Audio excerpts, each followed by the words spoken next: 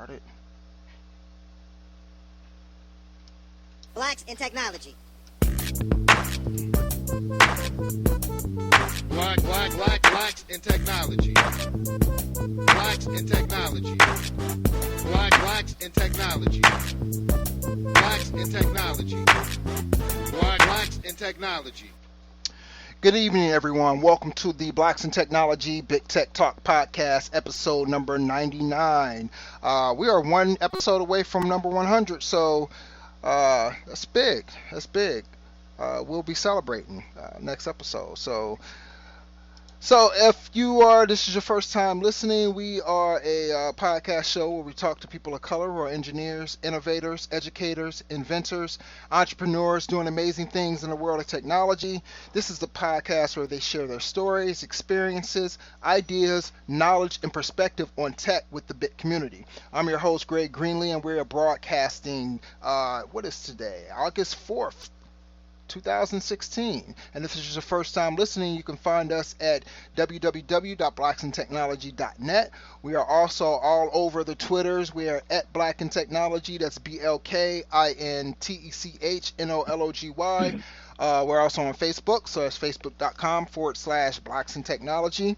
We also have a LinkedIn group, so just search for Blacks and Technology on LinkedIn and you will find us there. And if you're on Twitter and you have any questions for our guests, tweet them using the hashtag BITTechTalk, BITTechTalk.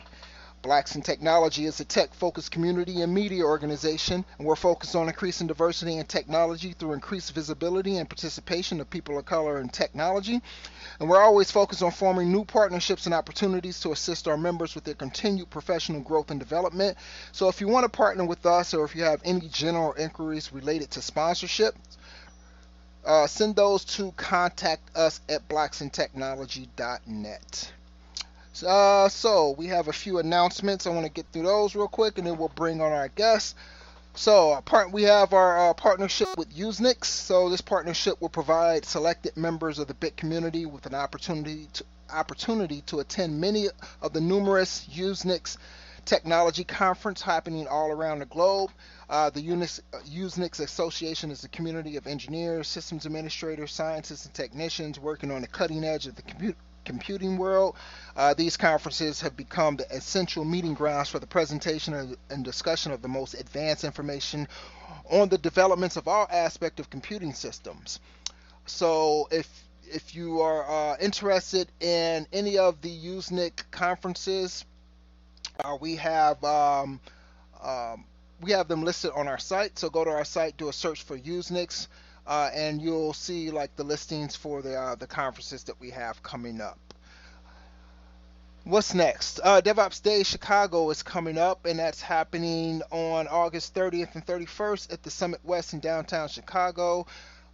We do have a few more tickets to give away for that. If you are interested in attending DevOps Day Chicago, we've already given away 2 tickets, and these are full conference passes. Then go to our site, do a search for DevOps Day Chicago. There's a form. Tell us why you want to attend DevOps Day Chicago, and we'll get you set up for free tickets. What else is going on? So I definitely want to mention the Women in Linux Summit that is happening. When is that going on? That is happening, I think, in August 20th and 21st, I want to say. And that's an online conference running in real time with live instructors, speakers, and recruiters, providing an advanced collaborative environment for participants from all around the world. In addition to the keynotes and the training sessions, they'll help you understand industry trends and topics to deepen your knowledge of the future of technology. Session topics include AWS automation, data visualization, Puppet, security of containers, OpenStack, Docker, Gamers Panel, and MongoDB. So I definitely urge you to sign up for the Women in Linux online virtual conference. It's happening pretty soon, I think within a couple of weeks, and 2 of our BIT members are the organizers of that conference, so that's huge. And congratulations to BIT members Herman Haggerty and Asti Pleer for being the winners of the Usenix Security Symposium BIT giveaway. The Security Symposium is happening in next week, August 10th through 12th in Austin, Texas. And because of our partnership with Usenix, they will both receive a free conference ticket to the conference. A free conference ticket to the conference. That makes no sense, but okay. I wrote it down like that. They will receive a free conference ticket. So again, congratulations to Herman and Asti for being the winners. One last thing. Black Enterprise Tech Connect Summit is happening in October. When is that? October. I didn't write the date down, but that is happening in October. It's a 2-day event filled with insightful tech talks, interactive technology workshops, one-on-one sessions featuring some of the top minds in tech, such as Tristan Walker of Walker & Company Brands, Amy Archibong, Director of Global Product Partnerships with Facebook, and Ahmad Taylor, CEO of THX Limited. If you're interested in attending the Black Enterprise Connect Summit, tell us why. We have a contest going on where we're giving away 2 tickets to selected BIT members. So go to the site. There's a blog up about that, and there's a form for you to fill out. So let us know why you're interested in attending and how you'll share your experience with the community, and we will be awarding tickets to the 2 best submissions. Deadline to apply for that is September 16th, so get on over to the site, check out the blog, and fill out the form there. Selected candidates will receive a full conference pass, and hotel and travel accommodations are not included, so you have to provide your own travel and hotel. And I said one last thing, but there's actually one more. Join us on Sunday, this Sunday coming up at 8 p.m. Eastern Standard Time for our Google Hangout episode of The Tech Life Getting Hired. And this week's topic is going to be interning in Silicon Valley. And our guests will be Camille Eddy and Kimberly Hill, and they're going to share their stories about their journey in tech and also their experiences as interns at 2 of the largest tech companies in the world, which is HP and Intel. So definitely join us this Sunday coming up at 8 p.m. Eastern Standard Time. All right. So I want to introduce our guest tonight, Marquett Burton. Marquett is he tested out of high school, completed 2 years of community college. We're going to get into his extraordinary educational journey, but he is the founder of the Fletch app. So I want to welcome Marquett to the show. Marquett, thanks for joining us tonight. Thanks, Greg. It's an honor to be here. Oh, no problem. We definitely appreciate having you.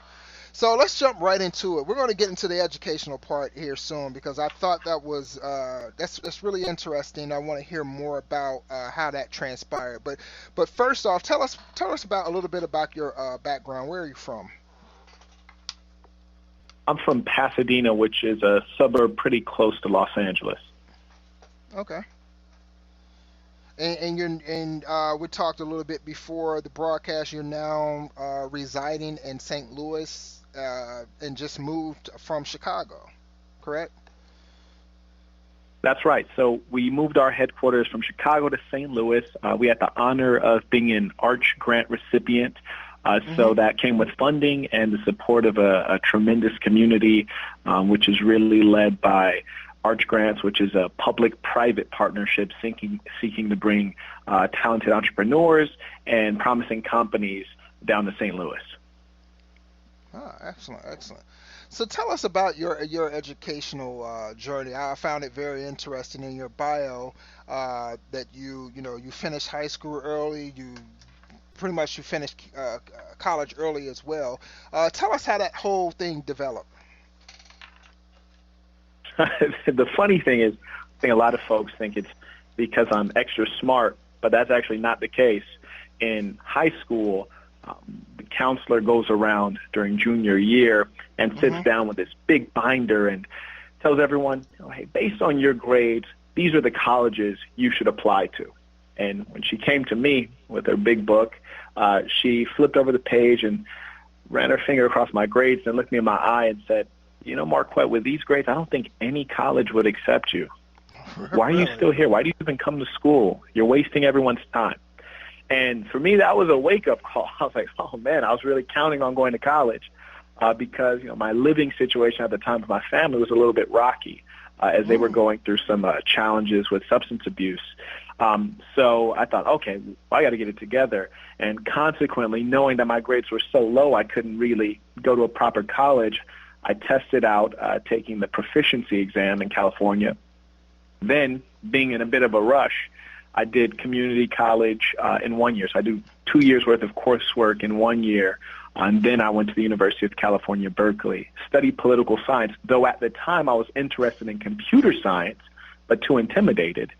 And then following that, having had such a great experience with education and university in general, thinking, why aren't more people from the hood I grew up in here with me? This is a great place. Right. So I decided to do Teach for America and hopefully open up the gate for more folks to come through. Interesting. Yeah, and I found it interesting that you had that kind of epiphany as to questioning why there weren't more folks from the hood, Black people here. And it's funny because we were just talking about this before we went live, and I was telling you about how the idea of BIT came around and how I was kind of in that same mindset and that same dynamic of being in tech and being at these conferences and saying, hey, this is a great place to be. I'm learning so much. I'm meeting cool people. There's so much knowledge to go around. How come we're not here at these conferences? And I think that's kind of what you the kind of thing that happened to you as well. But it's interesting that your guidance counselor really wasn't guiding you to a path to college. It's kind of, when you think of a guidance counselor, you think of like, hey, this person is going to be a positive influence. They're going to tell me the right things to do. They're going to persuade me to higher education. And here it is, they come around to you and they say, you're not going to get into college. Why are you even here? Right. It was disappointing. In fact, I'd be curious as to, I'm guessing I'm not the only person she said that to. And for the many others that may have heard that, how did that affect their life path? For me, I had the unfortunate situation of, my mother was, struggling with addiction. My father was in prison. And so I had such an unstable situation. I knew I needed somewhere to live. So I was going to college, not to go to college, but rather to get the free housing associated with college because I couldn't afford to earn enough to, pay for my own apartment at 16. So that's really why I was going. But yeah, it's a shame. I think a lot of students in that income situation experience that. And that's even more interesting when you say it like that, because we think about all the things, especially when it comes between or it comes to Black people and white people, and the various different reasons on why one person might attend college and the other person might not. And here you are, most people are attending college and they say, hey, I'm going to go to college. I'm going to, graduate from college. I'm going to come out with good grades, and I'm going to get a great job. And here you are just worried about where you're going to sleep at, right? And that was your motivation for actually going to college. So it's crazy to kind of see that the different dynamics and mindset with that. Interesting. Oh yeah, definitely. And, similarly, when you say, why aren't more of us here, and then what's the mindset, depending on what's driving you, for the few of us that do make it there, the differences in drive will either keep them there and it's really hard to get them out, or if they didn't really have a sense of what college was when they were being driven to go there, it's really easy for them to drop out. Definitely. And I suspect that your app kind of falls into that into that whole thing there. And we'll get to that here in a second. But what kind of drove you to education? I truly believe that this is the land of opportunity. Undoubtedly, there are things that will provide people with more challenges, perhaps based on their demographic or their upbringing or their income level. Right. But if you can't make it in America, you can't make it anywhere. And I found that that's a function of education. It's a function of what you know and how hard you'll work. But education really opens the door and makes things possible, makes it possible that, even if your father was a janitor, you don't have to be a janitor. You can learn more and be able to do more as a result of your education. So for me, once I went to University of California, Berkeley, and then obviously got my graduate degree at Johns Hopkins, I found that people would look at that piece of paper and those two big names and almost forget I was black for a second. Even though Marquett, right, a name like Marquett is obviously an African-American name, but it's like they'd almost forget, and for a moment my name would be Johns Hopkins or Berkeley, and that held currency for them. And so that's why education was so important to me, because it opened up doors. And I think a lot of us grew up in economic challenge. Right. And what really the university is being able to get beyond that. And that's why education was always so important to me, because I felt like it was the real civil rights issue, which is opening up the doors to economic opportunity. Definitely. And when you speak of that, that draws comparisons to what my kind of my goal is. It's not just to diversify technology. It's really it's more of a thing of, hey, this because of technology, it's provided me a way to be able to, take care of myself, take care of my family, not just my immediate family, extended family as well, and it would, it would help others out who are in tough economic situations, if they could see the promise of having a career in tech. So for me, it's not just so that, hey, I want to show everybody that we can do this. It's more or less like, hey, if you saw the opportunities that a career in tech could really provide you, then that's what I kind of want to present from this side of it. So I definitely understand where you're coming from with that. So tell me, let's get into the app, your app Fletch, or your company Fletch, and what it is and how this idea came about. Sure. So I guess I'll take it from how the idea came about. And I already kind of started that, which is the personal journey, having experienced the fruits of education. But also, while I was at Berkeley, I started a fraternity, which really helped me have a sense of community, because there are 25,000 students there. And the funny thing was, a good friend of mine, David Litwack, he had like 11 or 12 folks from his high school at Berkeley that he's known for a long time. I had 0 people from my high school who I had known. So I really needed a community when I was there. But of the few black folks who were there, I was seeing that they were either dropping out or underperforming. And then also, just meeting people around campus, I was often thinking, I know a cat from my hood who's just as smart as you, if not smarter. Right. Why are you here? Why is he not here? And then in the cases when you do see black folks, as I said, why are they dropping out? So that was the number one thing, is trying to figure out, why are people who are smart and who showed up at college to succeed, why are they underperforming? Why are they dropping out? I was curious about that.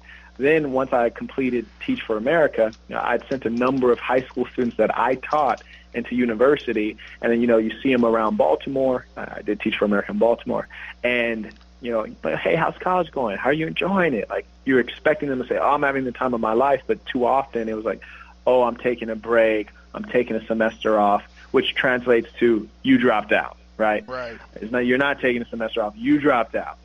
And that was really disheartening, because these were poor kids who were poor before they went to college, and then they came out of college with $25,000, $45,000 of debt.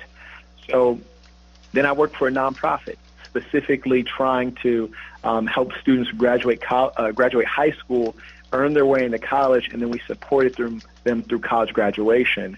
And I found that this nonprofit, those very well funded, was not successful, number one, because mentorship is not scalable because it requires human beings who are either volunteer or paid. When they're paid, it's expensive. When they're volunteer, they're not as dedicated. And even if they are dedicated, they're not able to keep up with young people in college who are just getting free.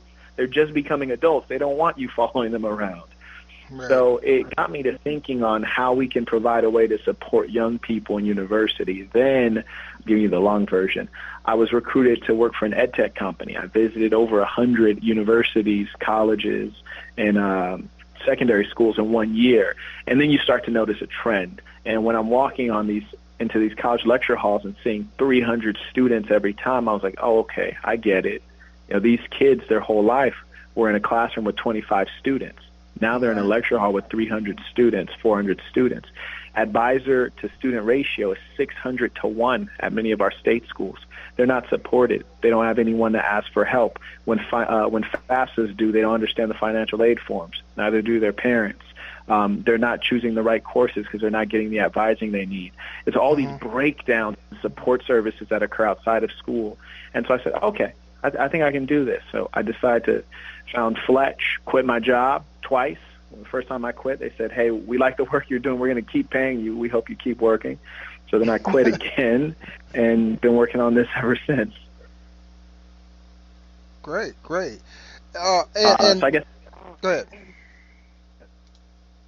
Okay, yeah, I guess you're asking me what is Fletch, which is the part I forgot to get to, huh? Sorry about that. That's all right. So what is Fletch? We've talked about everything, but what is Fletch? Fletch is a simple technology that on the front end for university students, it empowers them to crowdsource help from students taking the same class with any professor. So ask anyone for help with questions or organize a study group. Opens you up to thousands of folks taking the same course. Also, it allows your university to target existing on-campus support services directly to students who need them. So we're talking about financial aid, counseling, career services, advising, tutoring, workshops, office hours, you name it. And also students can request help from their phone. It's almost like a 411 for your university. So that's a simple of what we do at Fletch. Okay, interesting. So, and I've seen other apps out there that can kind of combine this social networking with study groups and things of that nature. What makes your app unique from all these other apps? The important thing is that, number one, we're optimized for organizing study groups, of which we are actually the only technology optimized for organizing in-person study groups. And then I'm going to get to the big thing in a second. And then secondly, distribution and implementation is a big issue with a lot of these technologies. So if you're at a university that uses Fletch, you're going to find that 90% plus of your lecture hall is actually using Fletch, which means it's going to be a great value when you send out that question because you're cramming at 2 a.m. You're going to get a really quick response, and we're averaging about 13 minutes in terms of response time to your and then here's a really important part for colleges and students. We're able to increase utilization of student support services and improve effectiveness of student support services, which means we can tell you if you're taking, say, Calculus 101, you need to go to a Calculus 101 tutor at least twice a week to see a letter grade bump, because sometimes you'll see students go haphazardly to tutors. No, we can tell you how many times you need to go to get the outcome. We can also tell the university, hey, we've been looking at data on your chemistry tutor. They're actually not leading to any academic improvement. You either need to reallocate those dollars, retrain this person, or fire this person. And so we really can create like a science to achievement, if you will, and show very predictable boxes that a student needs to check if they're going to be successful. We can make sure that, send them a push notification. Did you complete your FAFSA? If you click no, you didn't complete FAFSA, then we're going to connect you with a financial aid counselor who can help you do that. So it's a huge value, and we're the only folks who do that, and we put those student services in the palm of your hands. Very nice, very nice. So what is the adoption rate for the app? What's the adoption rate for the app, and how have you got students to kind of adopt it and use it? Like, what's your strategy for accomplishing that? So we sell directly to universities. So once we license the technology to colleges, then they help us with the implementation / distribution, if you will. So, for example, we just got Chamberlain College of Nursing set up. And in that case, they actually emailed out all their students the link to download Fletch, a short explanation of what Fletch is. And so that's wave one. Secondly, for the large lecture hall classes, we'll actually have someone show up and get everyone signed up on Fletch in person, meaning show them how to log in, show them a couple basic features, and answer any question that they have. As a result of this, we always have in excess of 90% of the large lecture hall classes signed up onto Fletch. And so it's really easy for us to make sure that we're penetrating the student population in the schools we deploy with. And by the way, the technology is free, so if a university student wants to download and get their friends on, they can go ahead and do that. But we primarily work through the university sharing it with their students. Gotcha. And so, how do you get the how do you get the university to even take a look at Fletch? What's your approach to them? Oh, that's an important piece I should have mentioned. So there are 20 million students enrolled in university. About half of those students will never graduate, which is tragic because obviously they drop out with debt and broken dreams. Right. For colleges, they lose about $16 billion in tuition alone every single year to dropouts. So being able to retain a student is of high value to a college. In fact, a student is worth about $45,000 to a college. So what we're basically telling them is, hey, we are the folks who can help you optimize and better deliver those student support services so that you can keep your students.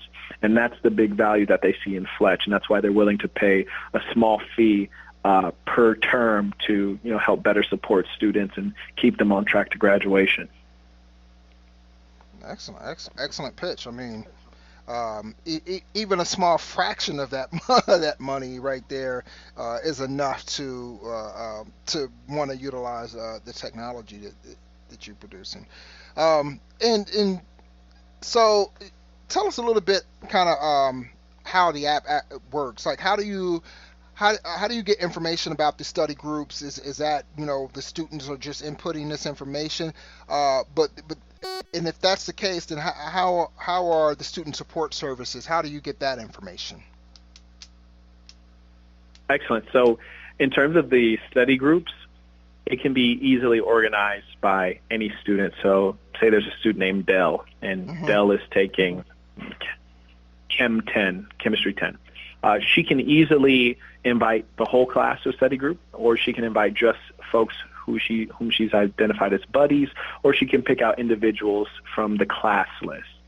So that can be done quite easily by any student. Some colleges, you'll see that their tutoring center will organize study groups and invite the entirety of the course to those study groups. So that's study groups. With regards to the student support services, our goal is to make sure the college has to do zero work. So what we'll do is we'll go through all of the links that they provide us in terms of their calendars, their tutoring schedule, their workshops, what have you. We'll catalog and categorize all of the resources they have, and then we'll time release them and push them out to students based on their course enrollment or demographic information to make sure that students are getting it at the right times. Gotcha. So there's a sort of an onboarding that's associated with this entire thing, right? So with each college. That's right. Gotcha. Yeah, and the great thing about it is that we're pretty quick about it. So once we decide to do a deal and the ink is dry, they identify which resources they want to deliver to students. We'll go ahead and scrape all the websites, and then we'll take anything that's not listed on the website, which we often find that colleges will strangely have like regular tutoring occurring. Like, for example, there's a math tutor that did remedial algebra. I'm not going to name the college. They're doing remedial algebra tutoring every Thursday at 3 p.m., but it wasn't anywhere to be found online. And I was just asking, well, then how do students know? And the answer was word of mouth. Well, who talks about tutoring, right? No one goes to talk about tutoring.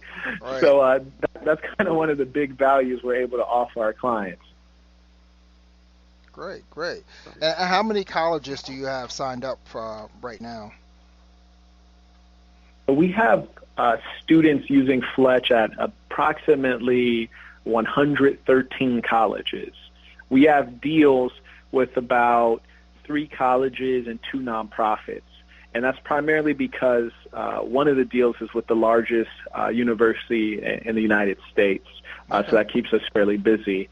But this fall, we're actually scaling up our sales as well as our staff. So we're looking to grow quite rapidly. Okay, very very nice. And what is the feedback been like? So for one, how do you get feedback, and what's that feedback been like? Oh, the feedback's been phenomenal. And one thing about us is when we started Fletch, we were not trying to create something we could sell. Phase 1 of Fletch was create a technology that students love. So we wanted to create something that felt like social media but was also highly useful to a student. And for me, being not the best of students, I was thinking about what would help me at 2 a.m. when I'm cramming for a midterm. That's what I was really thinking about when I created the technology. So from students, it's been, wow, this is super useful. I've met a lot more people than I did last semester, which is really important because when you build friendships on campus, that keeps you in college. Right. We've gotten a lot of feedback in terms of improvements. They said, hey, can we do an anonymous posting? Sure thing. We're building that in there. So anything that students tell us, we like to build in. They're really happy about the speed with which they can get answers. They're happy about their ability to reach out to any classmate because we're actually open network, so it's not like you have to be friends with someone. Also, universities have really enjoyed that. For example, we have a campus in D.C. We have the president of that campus is actually on Fletch. And for her, it's really cool now, like, hey, I now have visibility with students. I'm not in an ivory tower. They have access to me. If they have something to say, they can say it. If I have something to say to them, I can share, with groups of students at once. I have a voice now. They have a voice with me.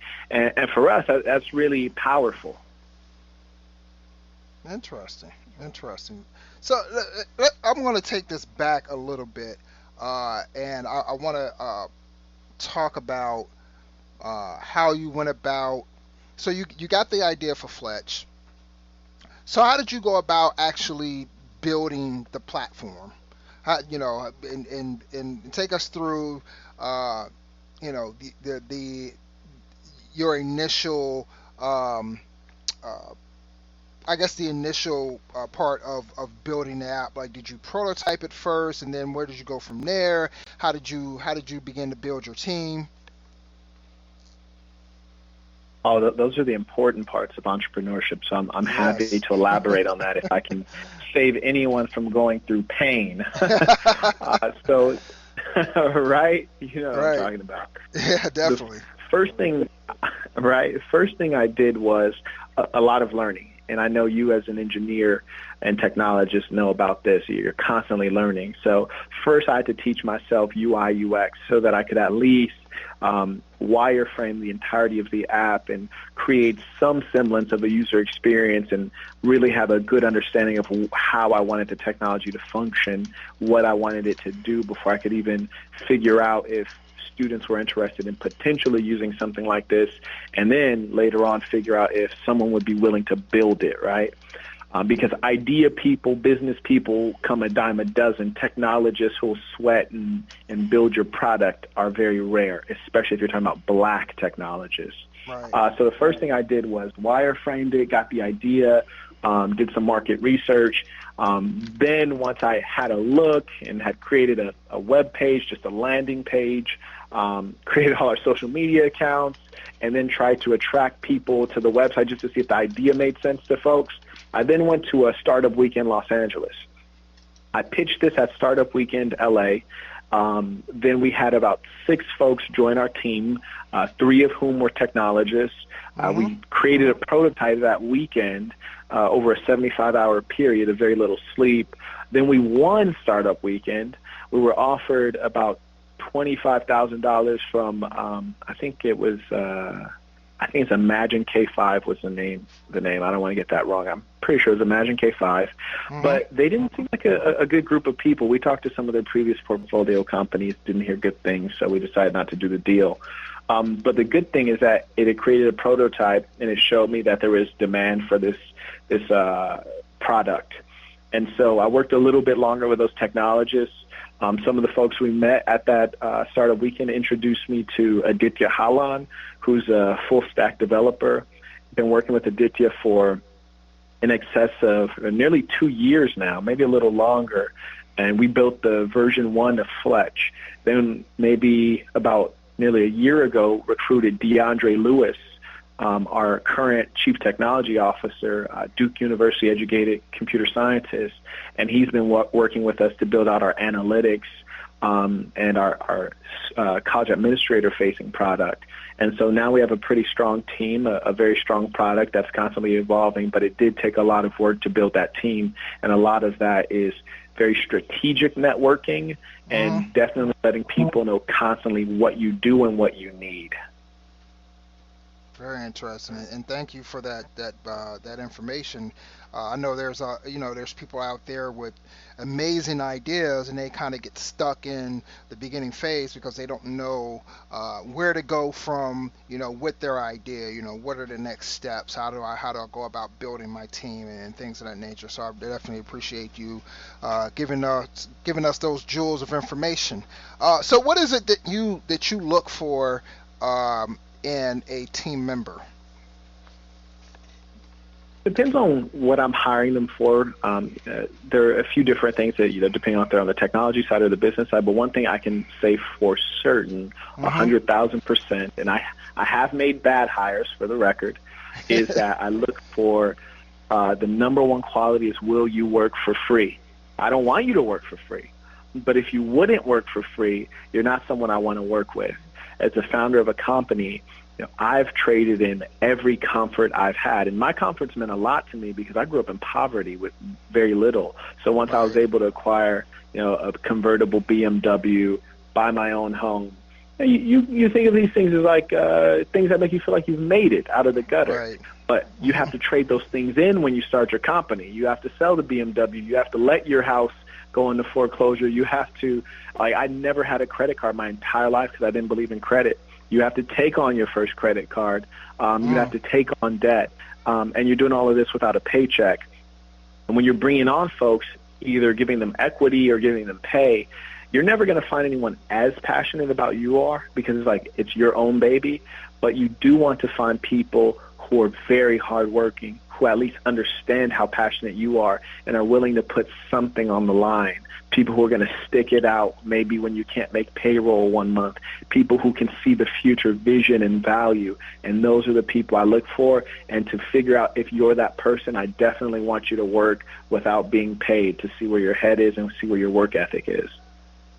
Very, very good advice. It's funny that you mentioned that because I always tend to struggle with running Blacks in Technology at times of you want to find good people but you have this drive and you have this passion and sometimes you're just afraid to take a chance on someone because you don't think that they're going to have that same drive and passion that you have. But I think it's interesting that you mentioned that they're not they're not going to have that exact same passion and but they might have passion and drive. It might not be up to your level, but that's okay, right? As long as they have a passion and a drive for it, then you can work with them, and that's something that I've had to get over with running Blacks in Technology myself. Is that I have that go hard every day all the time. And that's just kind of that's kind of an unreal expectation to have of somebody because it's not technically their baby. So to expect someone to have that same fire in their belly that you have, it's just not reasonable. So yeah. What have you done in terms of funding? Are you seeking funding? Have you received any funding?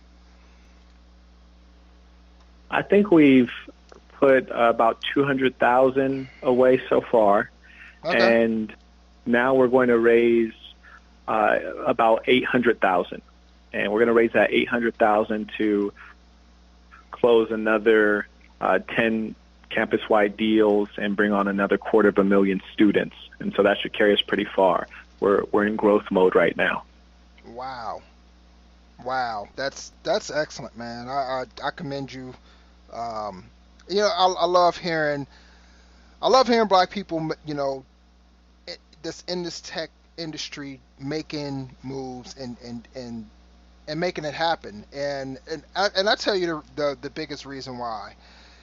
Um, you hear so much about Silicon Valley and about what, they're not letting us in. And I love hearing about people that are just knocking down the doors themselves and really not caring about just what Silicon Valley is letting us do or inviting us in or anything. You're making your own way. You're building a business. And I just have to say, my hat's off to you, man. I love hearing about that. I love seeing it happen. Wish you much success in the future as well. It's a great thing. Oh, Greg, thank you. I really appreciate it, and I see you're doing the exact same thing. Trying to, not at the scale you are, but I'm definitely trying, man. So what's been your biggest challenge so far in creating this app? I shouldn't call it an app. I should say platform. Biggest challenge. Right, Yeah. right. We actually do have a lot of technology under the hood. Yeah. You know what? I think as an entrepreneur, it seems like there are only 2 days, right? There's the worst day you ever had, and there's the best day you ever had, and you keep going back and forth between the two. So hard to say what the biggest challenge has been. I'd say being balanced on a personal level, because as you mentioned, with Blacks in Technology, you work so hard on it. Right. And when you work hard on something you love, which in this case is this company and our mission, it crowds out everything, right? It crowds out your family, it crowds out romantic relationships and friends, because you're basically only talking to your business contacts and your employees, right? And potential clients. And so I'd say the biggest challenge for me has been being balanced. And a lot of what I've been working on recently is how can I contribute? How can I bring more black folks through who want to learn technology, who want to learn entrepreneurship? How can I encourage more people to go into technology who wouldn't have otherwise? How can I contribute, outside of my business? So being balanced has been number one in terms of the personal side. In terms of the business side, the length of the sales cycle. So we're a B2B company, which means that when we do a deal, we're bringing in six figures. So it's going to be a big deal. Bring in, a $250,000 deal, it's going to take 6 months. So, you kind of have to go without a paycheck for 6 months. And that's a huge challenge. And then the last piece is the technology. It takes a lot of time to build, and it's very sophisticated. And I have to put a lot of pressure on DeAndre, my CTO, to produce. And sometimes I'm asking him to produce quicker than he should. And, not being as technical as he is, I might not understand the back-end sophistication that might slow things down. So it's the constant learning. It's trying to be a great CEO, but also be a great technologist at the same time. So those have been the chief challenges. Okay. And are you guys utilizing platforms like AWS for your infrastructure? I have to throw like I hope AWS is listening. Is AWS sponsoring this show? No, not quite. Are they? If they're not, are they giving you any freebies? Let me know before I make my next statement. Okay, no, they're not. Okay, all right. So I'm mad at AWS because they'll often give free credits out to companies based on their association with a particular accelerator or investor. We've been associated with a number of investors, and so they owe us some free credits, but they have not delivered. So we have not used AWS. We don't think we ever will use AWS based on the customer service we have yet to receive, but we do use SoftLayer currently. Okay. So that's what we're using for our backend. Gotcha. All right. And so how many people are part of your team?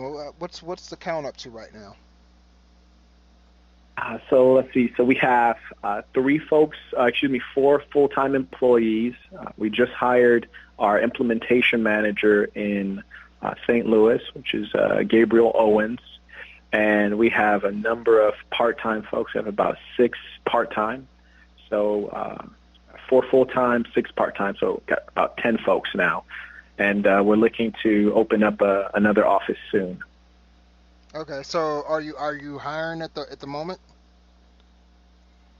Yes, definitely. We're actually looking to make an international hire, strangely. So we have an offer in Korea to open up an office. The Ministry of Science and Innovation wants to bring Fletch over there, so we'd like to hire someone to operate the Korea office. We're also hiring in December another implementation manager in the United States. So we have 2 positions coming available. We're always looking to hire technologists, so a full stack developer. Hello? Yes. Okay, you kind of cut out there. Yeah, I was saying our last hire will be a full stack developer. So we're looking to hire 2 more implementation managers and a full stack developer. Gotcha. Excellent. And so what's next? What's next for Fletch? Where do you see this going next? The next thing is for us to bring on at least 250,000 students over the next 12 months. Also raise at least $800,000. We'll probably end up crossing the $1 million mark, which will be fun. And close at least, right? It's just fun to say that, right? Because when you're a kid, that's all you wanted to do, right? Yeah, definitely. Right? Tell me about it. And close at least 10 deals with colleges. And as a result of that, create a major change in terms of university student persistence rates, graduation rates, but also change the conversation nationally, because we hear a lot of folks, even in the political sphere, saying we need more people in college. Right. We don't. We have a lot of people in college. We need more people successful in college, and that's where the conversation needs to be. So we want Fletch to be the leader of that conversation, meaning we don't need to push more people in college yet. First, we need to help the people who are already there be successful. Right. That's going to come through being able to support them as a whole student, not just in the class, but also outside of the class with financial aid, counseling, advising, things like that. So we want to lead that conversation. That's where I see Fletch becoming a thought leader. Very nice. And it's everything that you're saying. It resonates with me so much, because my other my full-time job is I work for an educational software company called Hobson's. And yes. And I'm pretty sure you probably heard of them, being in the educational space. Definitely. Yeah, and so that's everything that you're echoing right now is exactly what Hobson's is about. Now they don't have the mobile piece, hint hint, yet. I could definitely, see sometime in the, them knocking on your door sometime in the future, man. With what you're doing, they make quite a few acquisitions in the educational space, and they just acquired a company called PAR, and PAR stands for Predictive Analytics Reporting, and they use data analytics to predict the success rate, or the success of a student, and they use that to kind of to intervene when when they see like a student, for instance, and they see the data and they say, okay, this student is on a downslide, or they can intervene earlier in order to help with that student's success. And I see Fletch in that same light. So just keep doing big things, man. I can see something happening even bigger in the future for you. So what's next for you? I know Fletch, but besides that, what's that's a really good question, and it's hard to even separate myself from the business right at this point. Right. But I'd say the next thing for me is, number one, growing my personal and romantic relationships, building a family, settling down maybe in New Holland, Pennsylvania, and doing more travel internationally. Especially as a black person, it's really important to get outside the country and really see what it is to be a black person out in the world, right? Interesting, I just got back from Dubai last week, and when I was walking around Dubai, before I said anything, people were like, "Oh, you're from Africa." And I was saying, well, not quite. Right.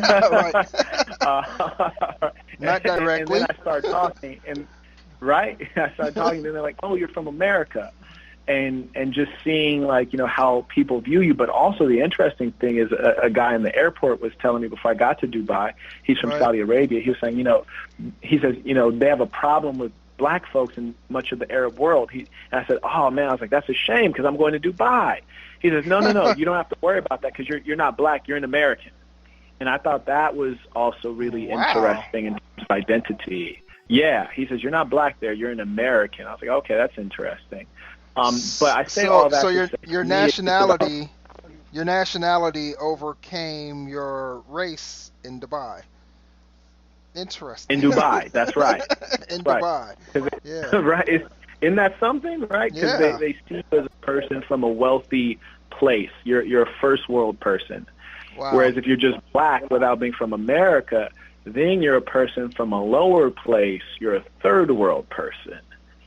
So that was interesting to me in getting it. Yeah. So there's a big world to see. Yeah. Definitely. So how can people, if they want to get in contact with you, or they want to follow you on Twitter, and they want to download the app, how give us that information? Certainly. You can download the app at www.fletchapp.com. You can also follow us on social media at fletchapp.com or facebook.com/fletchapp. Or you can find me as well at MARC, that is Mark at fletchapp.com, and happy to answer any questions or be of assistance. I do a lot of work around entrepreneurship, pitch coaching, writing business plans, you name it. So happy to contribute, and that's where you can reach us. Excellent. Well, Mark, I definitely appreciate you coming on and sharing your story, sharing your experience in building Fletch. It definitely sounds like you're doing big things, and I see bigger things happening for you and your company in the future. Let us know if there's anything that the Blacks in Technology can do. If you if you want promotion, anything, just let me know. Shoot me an email. You have my email, and we'll definitely make something happen. Oh, I definitely will, and I'm so honored to be here and humbled, and I really admire what you do. It means so much because, as you have been, I've been the only black technologist at the conference, and so if there's anything I can do as well, please let me know, and we'll definitely promote you and share us on our social media. And thank you very much, Greg. Thanks a lot, Mark. You have a good night. You too. Bye-bye. All right, take care. And that's it for this episode of the Blacks in Technology BITTech Talk podcast. I want to thank our guest, Marquett Burton. If you like what you heard tonight, you want to let us know, you have any suggestions or comments, email them to us at Blacks in Technology, or contact us at blacksintechnology.net. Join us in 2 weeks for our 100th episode, where our guests will be Brandy Foster and Cal Ofori of Detroit's Decoded. We're going to talk to them about how they are teaching Detroit's inner city kids how to code. And I think that's it. That's in 2 weeks. That's going to be August 18th. Join us then. And remember, tech yourself before you wreck yourself. Take care. Have a good night. Blacks in Technology. Blacks in Technology. Blacks in Technology. Blacks in Technology. Blacks in Technology. Blacks in Technology.